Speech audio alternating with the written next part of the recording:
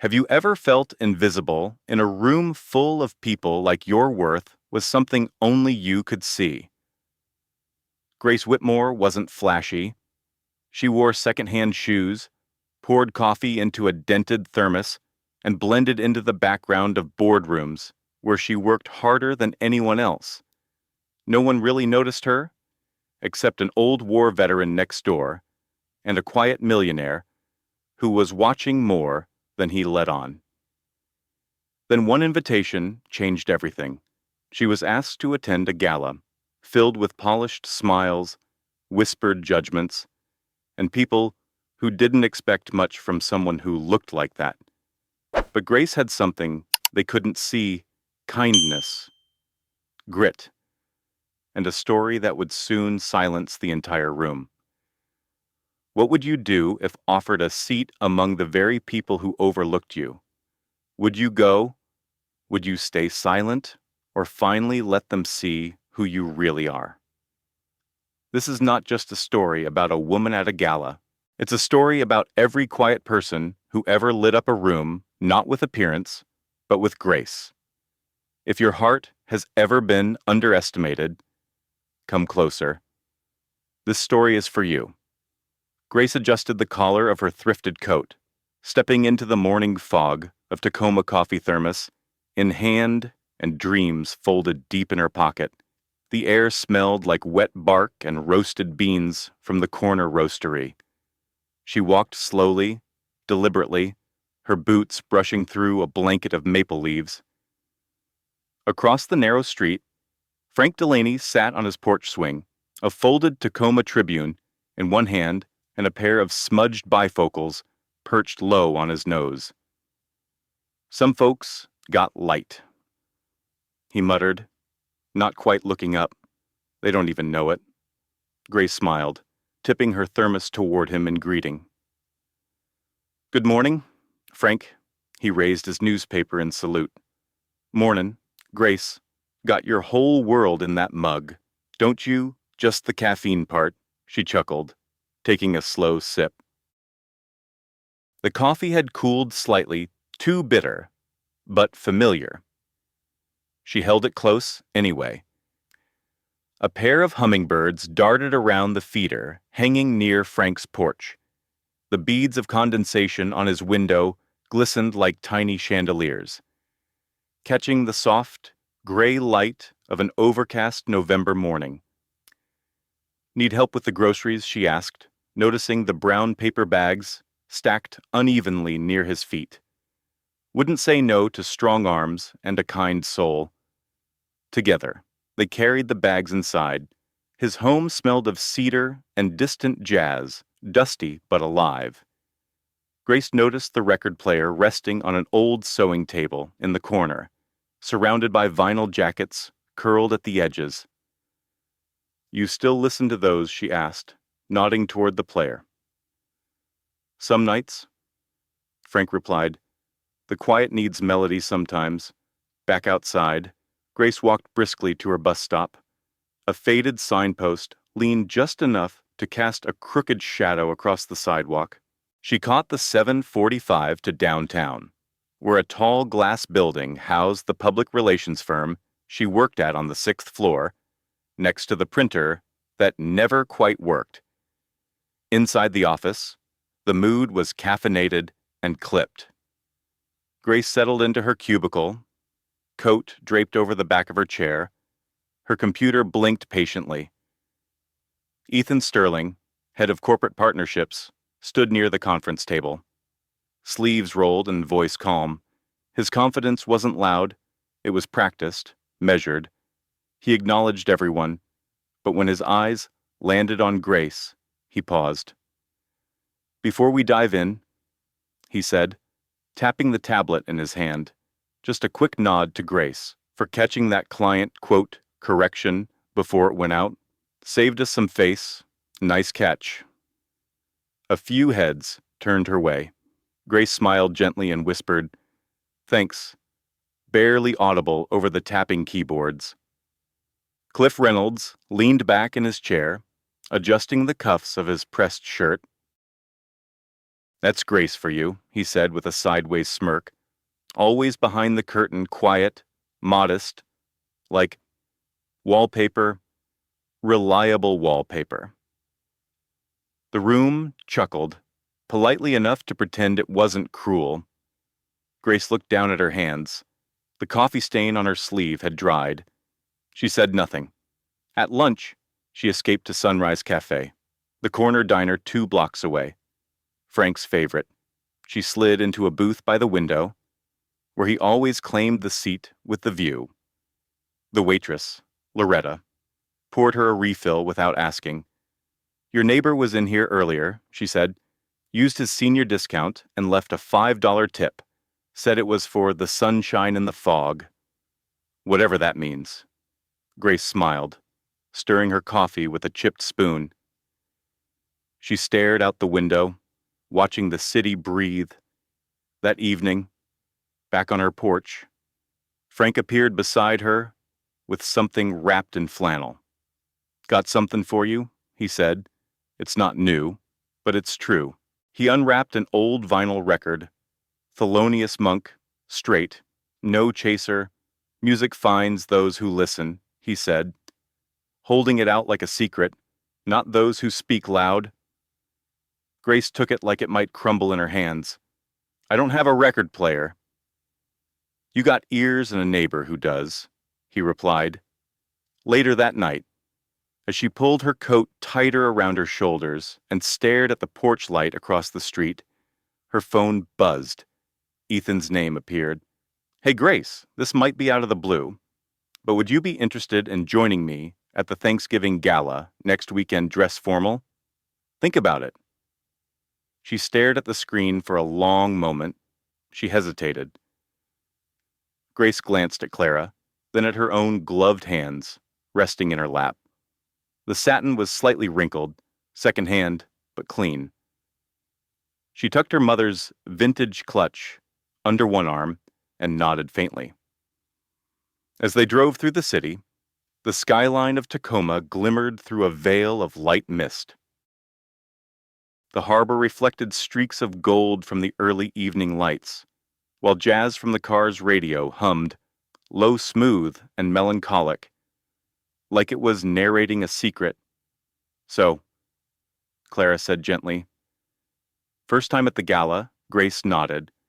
First time anywhere like it. Honestly. Clara smiled. Don't let the sparkle fool you. Most people here are playing dress-up, one way or another. They passed Sunrise Cafe, its neon sign flickering a bit too fast for comfort. Grace imagined Frank in his favorite booth, tipping his hat to the waitress, maybe leaving another poetic tip, like, for the sunshine behind the clouds. At the next light, Clara turned to her. You know, when Ethan asked me to help you prepare, I was surprised, not because of you, she added quickly, but because he rarely asks. Grace considered that. He didn't have to. No, he didn't, Clara said, voice low. That's the point. They arrived at the venue, a tall, glass-encased structure that gleamed under twinkling string lights and lanterns hanging from oak branches. Inside, a jazz quartet played soft standards while trays of hors d'oeuvres floated by like elegant fish in a pond. Clara led Grace through the grand doors and into the ballroom, where polished shoes tapped against marble and laughter sparkled louder than the champagne. For a moment, Grace stood still. Every detail in the room, the chandeliers, the embroidered napkins, the metallic thread in the chair sashes, seemed to whisper, not yours. Her breath caught in her throat, but she held herself tall, her posture shaped by her mother's voice and Frank's quiet truths. Across the room, Cliff caught sight of her. His eyebrows lifted almost imperceptibly. Then he smirked, leaned toward a man in a silver tie, and whispered something. They both glanced back. Grace looked away before their eyes met hers. She made her way to the side of the room, past a table of executives, past a tray of lobster canapes. A waiter offered her a flute of sparkling cider. She took it with a soft thank you, her fingers steady despite the tremble in her chest. Grace. The sound of her name and Ethan's voice felt like an anchor. He stood near the balcony entrance, dressed in a charcoal suit, the top button of his shirt casually undone. The look in his eyes held no surprise, just a kind of recognition, like seeing something that had been there all along. "I didn't recognize you," he said. "You look—" "Like someone from a garage sale," she offered, a soft half smile. Ethan chuckled, shaking his head.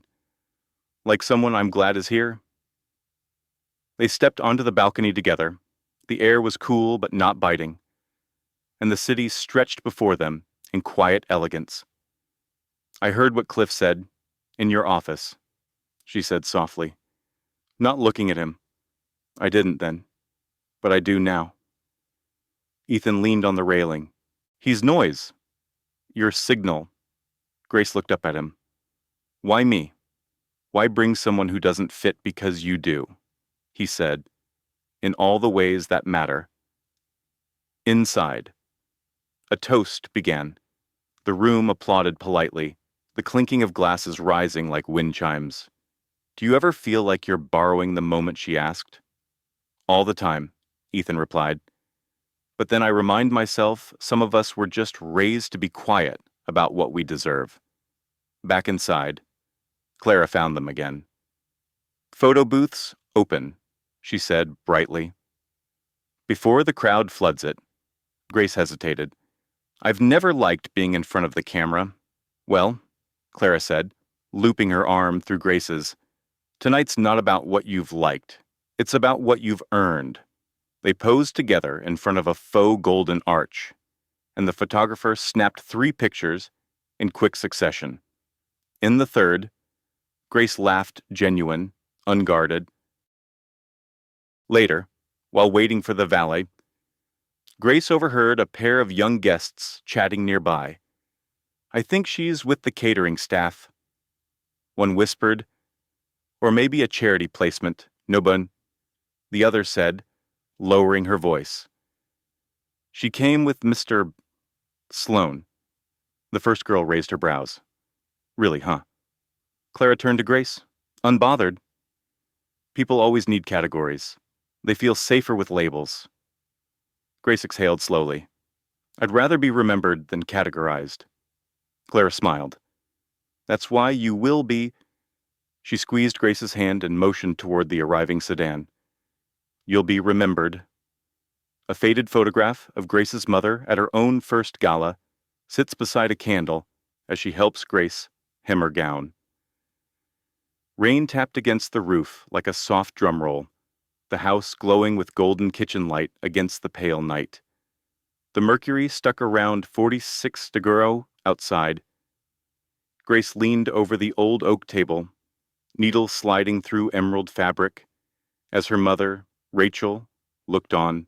An old radio in the corner whispered Nat King Cole's voice, unforgettable, and the melody wrapped the room in gentle warmth. "People forget," Rachel said, quietly, her fingers steady with experience. "Real grace doesn't beg attention."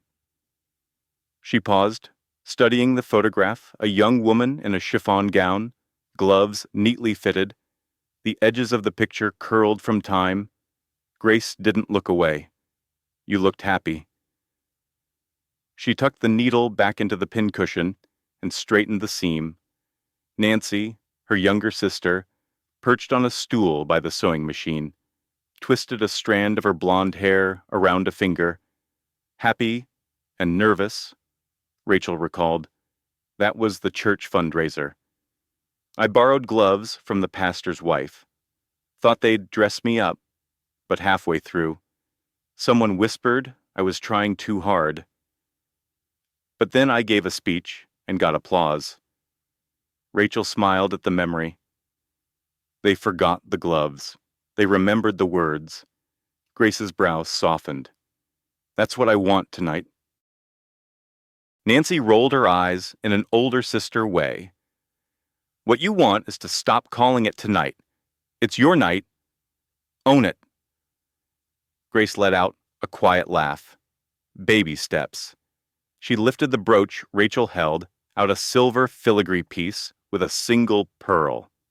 Rachel had kept it safe after all these years.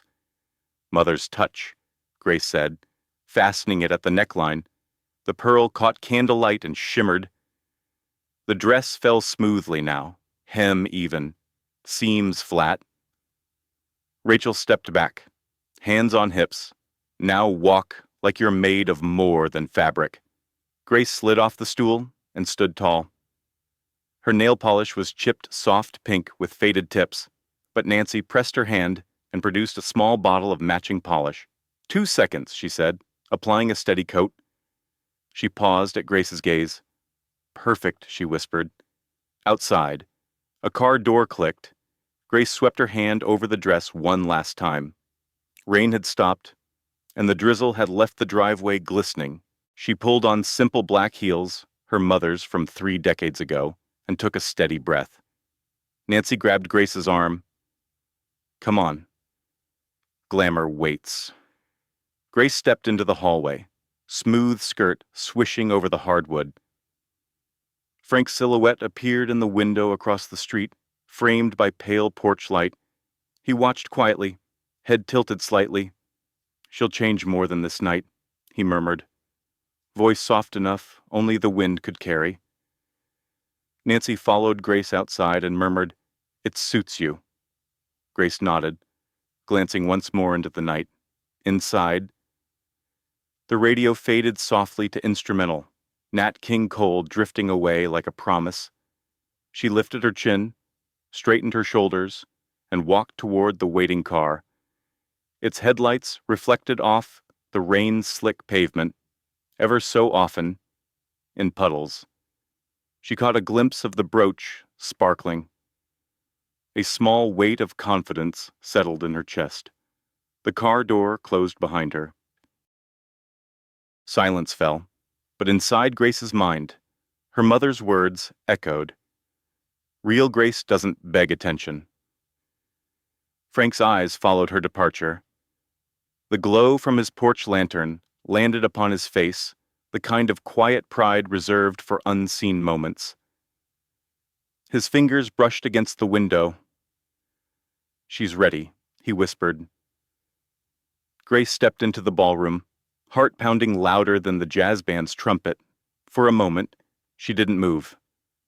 The polished marble beneath her feet gleamed like still water, reflecting the soft shimmer of chandeliers above. The Fairview Ballroom, grand and familiar, only to those who belonged, radiated warmth in its holiday elegance. A golden glow floated across white table linens, while a soft melody from the string quartet drifted between conversations like a breeze through autumn leaves. She took a breath, steadying her steps, and entered.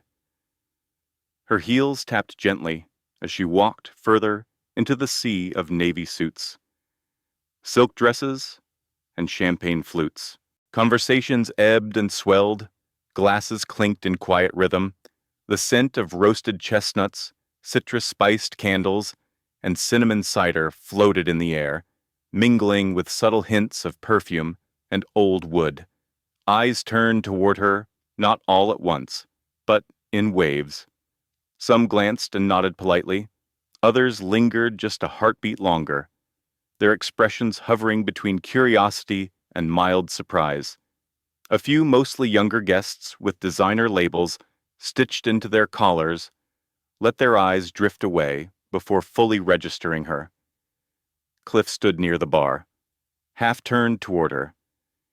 His fingers curled casually around an espresso glass filled with dark bourbon. The light glinted off his cufflink as he lifted the glass slowly to his lips. When he saw her, his brows lifted slightly, not dramatically, but just enough. Then, the smirk appeared. Subtle, smug, well-rehearsed.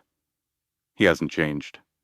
She exhaled slowly and looked away, refusing to let her steps falter. Near the refreshment table, Clara stood in a sleek forest green dress that shimmered slightly under the lights. She greeted Grace with a warm touch to the elbow. "You made it," Clara said, then smiled as if proud of a choice well made. "That dress. Lovely work." "My mom and sister hemmed it," Grace replied, smoothing the fabric unconsciously. "It's older than I am." "Even better," Clara said with a wink. "Character never goes out of style." Grace moved toward the drink station. Champagne sparkled in tall flutes beside spiced cider, served in small glass mugs rimmed with cinnamon. She picked one up, the heat seeping into her palms, grounding her. The scent of apples and cloves reminded her of home, the scent of Thanksgivings past, of simmering pots and her mother's hands moving methodically in the kitchen. She took a slow sip and turned toward the main hall, where a crowd had gathered near the string quartet. Ethan stood in conversation with two older men and a woman in a cranberry-colored shawl. He caught her eye mid-sentence and offered a subtle nod. He looked composed, as always, tailored suit, no tie, and that still, thoughtful presence he carried like a signature. Soon, he made his way toward her.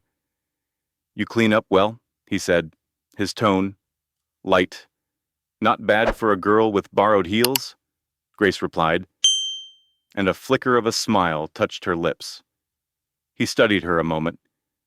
"There's a quiet confidence about you tonight." "I'm trying not to trip over the carpet," she said. He laughed softly, then glanced over his shoulder as someone called his name. "You'll be fine." She nodded, watching him walk away, disappearing into the current of evening wear and candlelight. Grace wandered past a tall window and paused, looking out. Outside, the temperature had dropped to 39 degrees Fahrenheit. Frost clung to car rooftops and edges of lampposts. She wrapped both hands around the mug of cider, absorbing its warmth. A few guests offered small talk. One elderly woman in a faux fur wrap asked if Grace worked for the event staff. Grace smiled and answered politely, though she noted the woman's subtle embarrassment. Once she realized her mistake, no offense was meant, just assumption, well practiced and quiet like so many others. It wasn't long before Clara took the stage. "Ladies and gentlemen," Clara's voice rang out, poised and warm. "Thank you for gathering tonight, not just to celebrate, but to remember what this season means: giving, resilience, and community." Guests settled into their chairs. Waiters moved in a practiced rhythm, refilling cider mugs and replacing empty dessert trays with small plates of pumpkin pies glistening under caramel glaze. Grace selected one and returned to her seat near the center left of the room. Clara continued, "Tonight, a few voices from our own community will share moments that reflect what it means to keep showing up even when unnoticed." 3 speakers followed: a teacher, a local grocer, a retired nurse. Each told small stories of compassion, of losses and rebuildings, of choosing kindness when bitterness seemed easier. Then Clara called her name. Grace stood. Her pulse drummed in her ears, but her face stayed calm. The hem of her dress brushed softly against her ankles.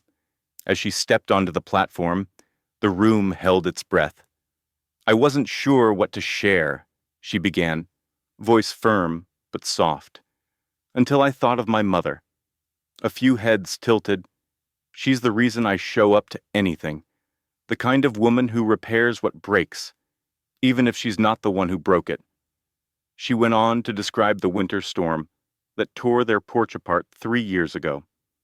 How Rachel had rebuilt it herself over 2 weekends with a borrowed drill, mismatched nails, and no formal training. How neighbors walked by, watching her work silently, unsure if they should offer help or stay out of the way. But she just kept showing up.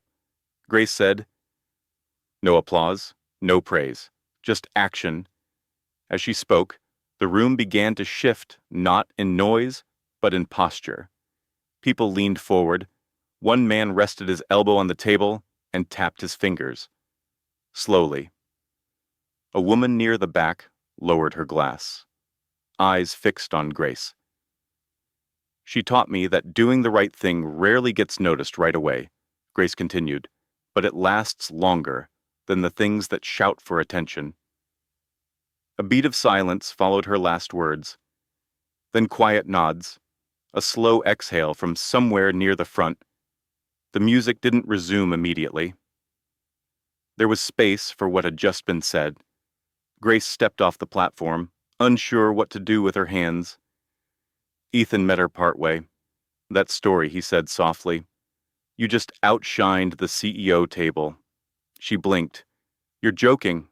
"Not at all." The guy next to me stopped mid-bite. She smiled. And this time, it reached her eyes. A waiter passed by, and Grace took another mug of cider. She wasn't hungry anymore, but the warmth kept her centered. Someone tapped her arm. It was Clara. "Let's walk," she said, guiding Grace gently toward the side hall. They moved past guests, laughing over dessert, past twinkling lights wound around staircase banisters. At the quieter end of the corridor, Clara turned to her, expression thoughtful. "Let's talk. Monday. I have a proposition." A bouquet of peonies waited on Grace's desk, a card that simply read, "For every moment you made dignified." The petals seemed to glow in the late morning light filtering through her office window. Outside, the temperature read 44 degrees, and frost still hugged the edges of the window panes. Grace ran her fingers over the soft pink blooms, breathing in their gentle, powdery scent. Thanksgiving was behind her, and yet the warmth of the season lingered like a comfortable embrace. She settled into her swivel chair, unused to this seat of acknowledgement. The bouquet and card were unexpected, a gesture that felt both personal and public. She traced the words again. "Every moment you made dignified." What moments had changed someone's heart? Her thoughts drifted to Clara's words from Saturday. "Let's talk Monday." The phrase replayed itself in her mind like a refrain she hadn't fully heard yet. Then there was Ethan, supportive, steady, but distant enough to guard something deeper. Today might bring answers. A soft knock came at the door. Ethan entered without waiting for a response, closing the door behind him. He carried a small leather-bound notebook and wore a thoughtful look, as though this meeting held more weight than casual office talk. "Morning," he began, voice low and steady. "I wanted to follow up after the gala. Can I sit?" "Please," Grace said, gesturing to the chair across from her. She paused, realizing silence was a statement in itself. He sat, placing the notebook on her desk. It rattled softly against the wood. "I spoke with Clara. He said, she told me you stood out.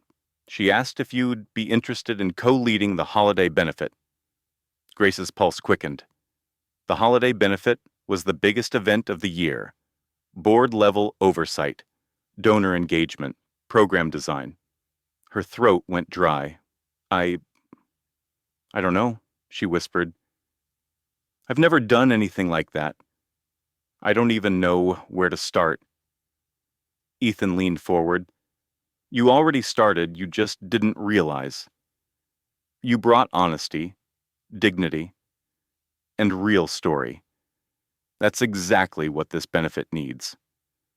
Grace swallowed, her eyes drifting to the frosted window. Her breath steamed slightly on the glass. He paused, then reached into his jacket pocket and produced a slender box. He opened it carefully, revealing a silver pen engraved William S. Sterling. He watched her until she met his eyes.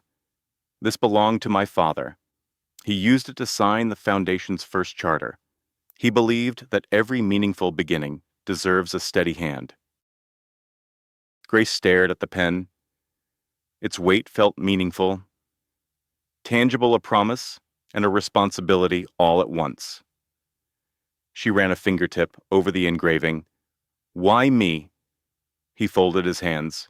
Because you lead with grace, because you don't speak to be heard, you speak so others will hear.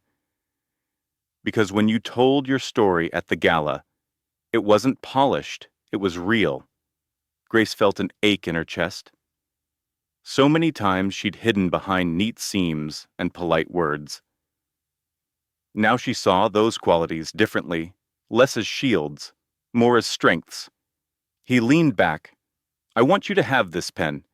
If you accept Clara's offer, I'd like you to use it. Grace pressed her lips together, feeling a swell of emotion. She nodded slowly. A click at the door announced Cliff. He walked in, hands in his coat pockets, sealing it at the neck against the cold.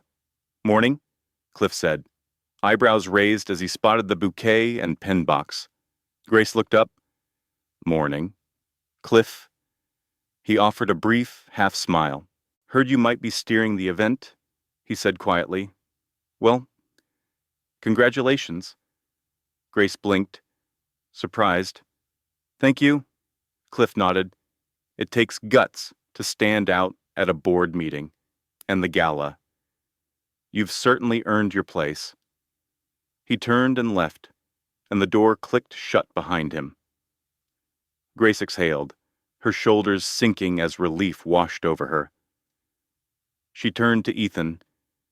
You heard that she asked softly. He said, I earned it. Ethan stood and crossed to the window. He stared out at the winter gray sky. He earned it too, he said quietly. Someone saved him when he was younger, gave him a chance he didn't think he deserved. Grace turned her head. I didn't know. He smiled softly, then looked back at her. He never talked about it much, but he carried it quietly, like you carry your own dignity. Her mind raced. If Frank had saved Ethan, her boss, her mentor, the circle of kindness, was deeper than she'd realized. She reached for the pen box again, gripping it like a lifeline. The bouquet seemed to glow warmer, more hopeful. Ethan turned back. Use the pen. Grace, write the story you want to tell, for the foundation, for our community, for yourself.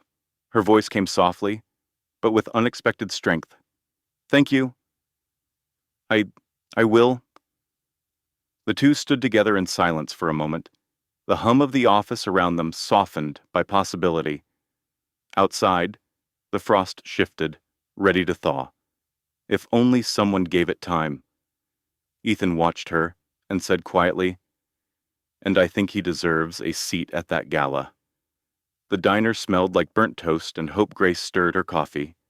Unaware she was about to hear a story that would change everything, she sat in Frank's usual booth at Sunrise Cafe, early morning light filtering through condensation-beaded windows. The air was cool, about 40 degrees Fahrenheit, and the comfort of the diner mingled with the soft strains of Glenn Miller's Moonlight Serenade playing over the speakers. Grace wrapped her hands around a steaming mug and watched the wavy reflections in the glass. She'd invited him for breakfast, wanting to thank him personally for everything he'd done, starting with that record, the vinyl, and the quiet encouragement that followed. Frank arrived with his usual slow steps, a gentle wave of recognition, and a weathered leather coat hanging on the back of the chair opposite her. Morning, Grace, he said, settling in. You sure you want pancakes or something more sensible? Whatever you're having, she replied, offering a half smile. You pick? He nodded, catching the waitress's eye. Soon 2 steaming plates appeared, eggs sunny side, home fries, and golden toast, alongside mugs of coffee, strong and black. Grace took a sip, delighted by the sharp taste that cut through the morning air. Frank listened for a moment before speaking, eyes soft. "You've been doing some remarkable things lately, Grace. I've watched you." She gently reached for a fork. "That's my job. Thanks for being there, though." He nodded, gaze drifting out the window. The glass misted further as a breeze drifted by outside. "There's something I never told you." Grace paused, fork in hand. "I'm listening." Frank cleared his throat and leaned back. "About 25 years ago, before I moved here, I was living in Milwaukee. It was January, bitter cold, snow everywhere, roads slick, and the storm came fast. I was leaving the VA hospital, where I was doing some volunteer work, intended to be a short drive home." He paused, reflecting on memory. Grace set down her fork and leaned forward. "It started snowing so heavy, the road disappeared under white. I rounded a bend and saw a child at the side. He'd slid off the road, inside a ditch full of ice water. I pulled over, ran down, cut the engine, and slid into the freezing mess." Grace gasped softly, picturing it. "It was so cold, I could hardly feel my hands. I grabbed him. He wasn't moving much, but I got him out, wrapped him in a jacket from my trunk, and drove him to the ER. Frank shook his head. "Luckily, that hospital was close." "Did he?" Grace asked quietly. Frank smiled. "He made it. Took a long while, but the boy pulled through. His mom found out eventually. Sent me a letter, never knew who I was, just called me her angel." He sighed, smiling at the memory. Never thought much about it after. Grace sat, tears brimming in her eyes, warmed by the story. At that moment, Ethan slipped through the door, late but calm. He offered Grace a gentle nod, then turned his gaze to Frank, who was looking down at his coffee. Grace glanced at Ethan as he slid into the booth beside Frank, careful not to interrupt. Frank looked up, startled. Ethan took a slow breath, voice thick. I think I owe you my life." Frank froze, fork halfway to his mouth. "I'm the boy." Grace's hand went to her mouth. A silence filled the space between them. Frank pushed back, disbelieving. "Ethan?" Ethan nodded, voice catching. "That winter night, you were someplace safe for me." Grace watched as shock, gratitude, and emotion rippled across Frank's face. His weathered hands trembled slightly, the fork clattering against the plate. Frank stood, voice thick. I remember the boy, but I never thought this." He gestured between them. "You grew up, you became, there's—" Ethan swallowed. "Your kindness gave me a future." Frank sank back into the booth. "That's more than enough." Grace reached across and squeezed Frank's hand. Warm, real. She had tears that didn't feel like weakness. Before she could speak, the waitress returned, smiling. She set down the bill and collected empty plates. Frank fumbled for cash, adding an extra $4 as a tip. He pushed it across the table. "Keep it $4 for good people doing quiet things." Grace frowned slightly, then nodded. Later. They stood at the door as Ethan prepared to leave. The autumn sunlight of late November shone weakly through fog. Outside, the street was nearly deserted.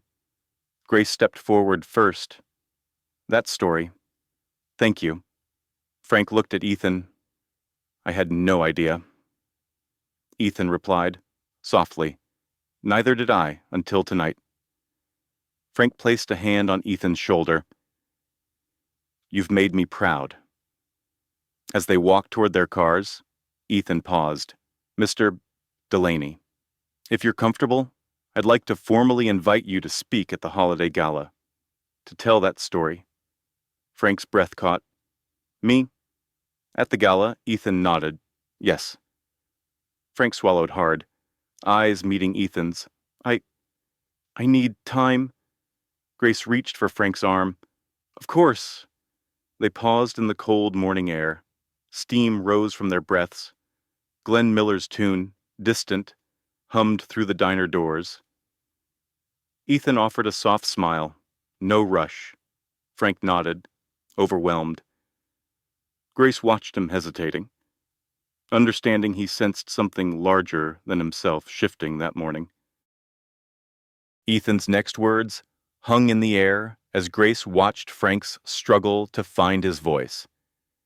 Ethan invited Frank to speak at the holiday gala.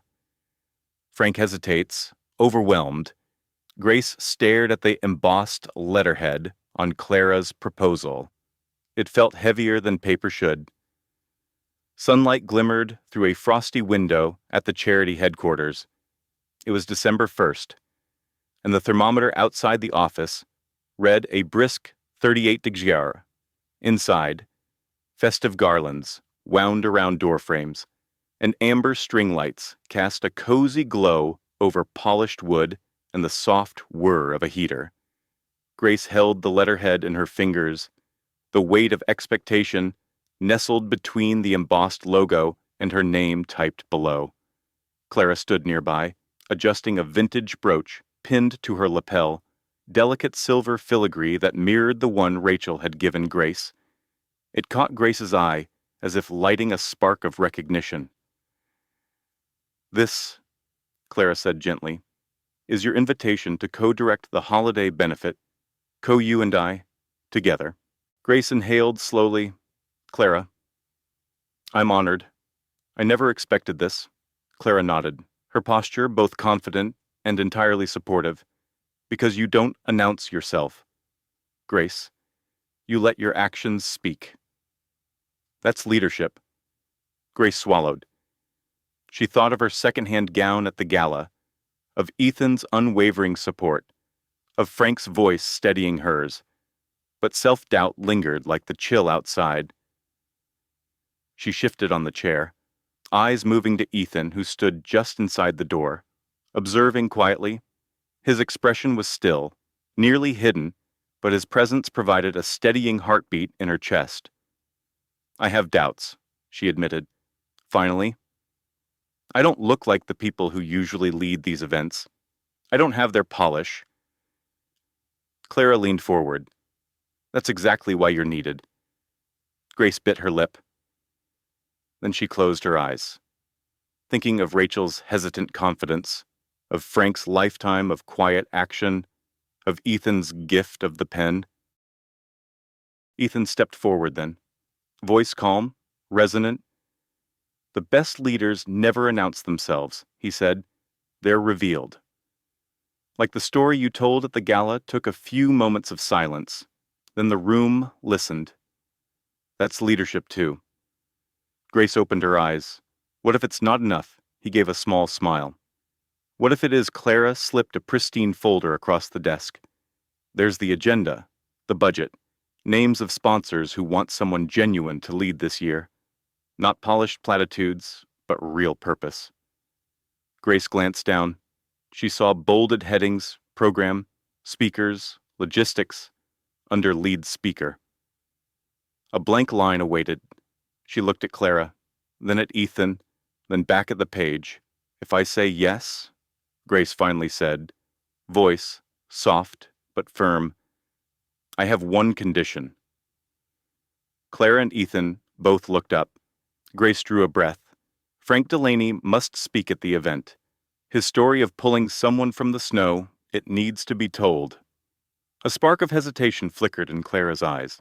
Ethan nodded steadily. I understand, Clara said after a moment, gaze unwavering. I'll add him to the program. Grace exhaled, relief softening her shoulders. She scanned the document again and signed her name with an unsure flourish. Signing into possibility felt heavier than uncertainty. Congratulations, Clara said, voice warm. Grace squeezed Clara's hand, then reached into her purse and pulled out a yellow legal pad. She opened it and began writing. Longhand, a first draft of her speech pen gliding across page like measured footsteps toward purpose. Ethan watched her. Then he stepped to Grace's side and placed the silver pen, her pen beside the legal pad. She looked at it and back at him. He gave the faintest nod, encouragement glowing in his steady gaze. They stood there for a moment, the three of them surrounded by twinkling lights and the tang of frosty air just beyond the glass. At the door, Cliff passed by, pausing long enough to glimpse inside. He raised his eyebrows slightly when he saw Grace sitting at the desk, pen in hand, deep in concentration. Later. As Clara and Ethan left, Cliff remained outside. He raised his phone and typed quickly, stalling outside the warmly lit headquarters as the cold seeped into his coat. Cliff hears of Grace's promotion and quietly starts digging into her past. Grace stared at the embossed letterhead on Clara's proposal. It felt heavier than paper should. Twinkling garlands framed the room like a quiet promise. The gentle hum of heaters competed softly with the evening's festive soundtrack. Outside, December's chill settled in at 38 degrees, frost etched in lace on the window panes. Inside, warmth greeted her in every corner. Amber lights, the scent of pine, and that silent hum of possibilities. Clara sat beside her, the vintage brooch she wore glowing faintly, and across the desk, Ethan watched with calm encouragement. "This is your invitation to co-direct the holiday benefit," Grace, Clara said, voice steady, "to shape the evening alongside me." The embossed logo shimmered beneath her fingertips like a secret waiting to be told. Her heart thudded with both gratitude and fear. Clara continued, "Your authenticity, your story's real dignity. That's what the board wants this year. Someone genuine, grounded." Grace exhaled slowly. I'm honored. I never expected this offer." "You lead by letting truth speak," Clara replied. "You model through presence, not proclamation." Ethan stepped forward, hands folded. The best leaders don't announce themselves with banners. They reveal their strength through action, often quietly. That's who you are." She nodded, digesting every word, hands trembling. Grace glanced at the folder before her. It contained event budgets, a preliminary schedule, sponsorship details, and an empty spot under lead speaker. Clara touched the table gently. "Take a look. This is not symbolic. It's substantial. Co-director means leadership." Grace focused on the empty line. Her vision blurred slightly with emotion. She thought of Frank's kind guidance, her mother's gentle faith, and Ethan's resolute support. "If I accept," she said slowly, voice trembling at first, "then one condition." Clara and Ethan leaned in. "I want Frank to speak." Her voice grew firmer. "His story belongs in the spotlight." A hush fell. Clara exchanged a quick glance with Ethan. Ethan nodded, resolute. Clara's chamber softened as she exhaled. "Absolutely. He'll be featured." With a shaky breath, Grace took the pen Clara slid across the desk and signed. Her signature felt larger than her name. As Clara and Ethan smiled, she pulled out a yellow legal pad and began drafting lines of her acceptance speech, pen weaving hope into words. Ethan lowered the silver pen, engraved with her name beside her, a symbol of trust. She pressed its weight into her palm, a tangible affirmation. They paused, in the doorway. Cliff lingered, brief pause, half smile, then slipped away. Grace didn't look up, but she sensed the undercurrent of curiosity. Clara and Ethan left softly, and the office fell into a glow of calm celebration. Grace wrote her first sentence, It is a privilege to stand with purpose. She paused, heart steady. Cliff hears of Grace's promotion and quietly starts digging into her past. The gala was full. The lights were warm. But it was Frank's voice that held the room still. Snow had begun to fall early that afternoon, casting a quiet hush over the town. Icicles hung from the edges of the community hall, and inside, strings of soft white bulbs and garlands of evergreen created a space that felt less like a venue and more like a living memory. Candles flickered gently on round tables, dressed in burgundy and gold. Children in scarves and tiny gloves sang carols outside the entrance, their voices light and sweet, just barely cutting through the wind. Grace stood backstage, her hands resting on a folded paper she hadn't yet looked at. Her breath moved slowly in and out, across the curtain. Laughter swelled and receded like the tide. Her mother had buttoned up her coat earlier that evening and kissed her cheek. "You know who you are," Rachel had whispered. "Don't let them forget it." She stepped into the light. The crowd hushed as she reached the microphone, every footstep echoing gently across polished wood floors. She paused, letting the warmth of the room hold her. Frank sat in the front row, hands folded on his lap, wearing the navy blue suit Ethan had gifted him just 2 days prior. His shoes were freshly polished, probably for the first time in years. Grace spoke, voice steady but quiet. "When we talk about building things in this town, foundations, futures, faith, we often picture grand gestures, big voices, bold faces. But tonight, I want to honor the quieter things, the ones we don't always see, the people who've been building bridges for decades, even when no one walked across them." She looked down for a moment, then continued, "I grew up in a house where love didn't shout. It hummed in the kitchen while dinner simmered. It showed up in mended buttons, reheated coffee, and stories told just once. My mother taught me that dignity isn't something you put on like a dress. It's something you live." A few heads nodded. Some guests glanced toward Rachel, seated near the back, hands clasped tightly. Grace's voice softened. "Tonight, I have the privilege of introducing someone who's taught me more by saying less. A man whose story deserves a room like this. A man who once saved a life and never asked who it belonged to. Please welcome Mr. Frank Delaney." There was a pause, the kind of silence that feels purposeful. Then applause, warm and stretching, not explosive, but long. Frank stood slowly, buttoned his coat out of habit, and walked to the front. He didn't carry notes. Frank adjusted the microphone, cleared his throat once, and let the quiet linger. "I never thought I'd stand in a room like this," he began, his voice textured with age, but clear. "And I surely never thought I'd speak after someone like Grace. But I guess life's funny that way." Laughter rippled gently through the crowd, comfortable, respectful.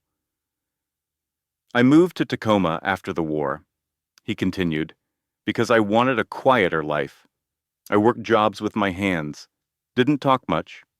Folks didn't ask questions, and I didn't offer stories. But one winter must have been '98, a storm rolled in. One of those nights where the sky turns to stone and the wind knocks like it's angry." He paused, letting the room settle. "I was driving near the East Ridge and saw tire marks skidding off the road. I stopped, found a boy no older than 10 in a ditch, jacket too thin, lips near blue. I didn't know his name, just wrapped him in my coat. Radioed for help, never saw him again." Frank's gaze shifted toward Ethan, who sat quietly at a side table, eyes fixed on the man who had once pulled him from snow and silence.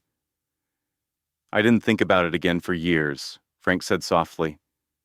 Didn't need thanks, but sometimes, when the nights got cold, I'd wonder if that boy made it. If someone out there had the chance to grow up because I just happened to be late to dinner. A quiet tear rolled down the cheek of a woman near the back. I didn't know until this year, he added, voice catching. Didn't know that the boy had become a man who built things, who noticed quiet people, who invited old veterans to breakfasts and gave them suits when they had none. He looked straight at Ethan. Thank you, son. Then he turned to the rest of the room. Grace said something earlier about dignity. I'd like to add, kindness isn't loud. It doesn't need permission, and it doesn't keep score. Frank let his hands rest gently on the podium. I helped a boy once. He grew up to build bridges I now walk across. The applause started slowly, 1, 2, then a full chorus. No one stood at first, but within seconds, the entire hall rose to their feet. The sound was deep, not frantic, a recognition more than celebration. Candles flickered, snow fell. A few people wiped their eyes with embroidered napkins. Grace, watching from the edge of the curtain, felt her heart swell in ways she couldn't name. And as the applause continued, Cliff slipped out the side door. He didn't say goodbye, didn't take a cider. He walked into the snow with his phone in his hand and a look on his face that said questions would come. Snow fell in gentle waves as Grace walked the same bridge Ethan once crossed as a child. The world had softened beneath the weight of Christmas Eve. Street lamps cast long shadows across snowbanks, and the river below whispered more than it flowed. Grace pulled her scarf tighter as she stepped onto the bridge, her boots crunching against the frozen path. This bridge had stood for decades, steel and rust, paint chipped by time, but it held. Like people, she thought. Quiet, aging, stronger than they looked. Frank stood at the center, his gloved hands holding a small lantern. He turned slowly, smiling as Grace approached. Thought you might come. I needed the quiet, she said. He nodded. Quiet's where the real things speak. A few feet away, Rachel and Nancy leaned against the railing, mugs of cocoa in hand. They weren't talking, just watching snow swirl beneath the golden glow of the bridge lights. Rachel wore the same wool coat she'd worn to Grace's school concerts, the same one she had on when they'd said goodbye to Grace's father. Grace knew the weight of its pockets' tissues, mints, a spare button, and once a folded prayer. Ethan arrived just as the town's bell tower struck 6. He carried a small box wrapped in craft paper, tied with red twine. He didn't say anything at first, just stood beside Grace, shoulder to shoulder, eyes on the water below. I found this in Frank's things, he said finally, handing her the box. Inside was a yellowed note, edges curled, a child's handwriting, crooked and earnest. Thank you for stopping. I was cold, but you were warm. I think I will be okay now. Below it, in a smaller script, love, Ethan. Grace blinked away the tears before they could fall. He kept it for 25 years, Ethan said. He never told anyone, not even me. He said it reminded him that a moment can matter. They stood in silence, the kind that felt shared rather than empty. Rachel walked over and pulled Grace into a hug. You led with heart, she whispered. That's your legacy now. Behind them. Frank carefully lit the lantern, shielding the flame from the breeze. He placed it gently on the railing, its soft glow reflecting on the icy bridge surface. This is for everyone who's ever gone unseen, he murmured. Ethan reached into his coat and pulled out a folded document, There's one more thing, he said. The foundation. I want you to help lead it. With me. Grace looked at him, then at the light, at her mother's eyes, at the bridge beneath her feet. She smiled. It wasn't big or showy. It was the kind that glowed from somewhere behind the ribs. That's the kindest yes I've ever said. No one clapped. No one needed to. From the nearby chapel, the notes of Silent Night floated across the water. The choir was small, mostly children, but their voices wrapped around the evening like a familiar quilt. Frank tipped his head slightly to the sky, his breath misting above him. Grace slipped her hand into Ethan's. She didn't say anything, didn't need to. Because sometimes, the most powerful endings come wrapped in nothing louder than a lantern's glow and a song sung in the distance. The snow kept falling, quiet and sure, just as kindness had all along. Grace didn't ask for recognition, but in the end, her steady heart lit more than one path. Sometimes, the smallest gestures, an old brooch, a handwritten note, a second-hand dress carried the greatest echoes. Like a lantern left on a windowsill, a single act of grace can outshine 1,000 assumptions. And if this story stirred something in you, perhaps it's time to notice the quiet light near you, or be it for someone else. Thank you so much for spending your time with this story.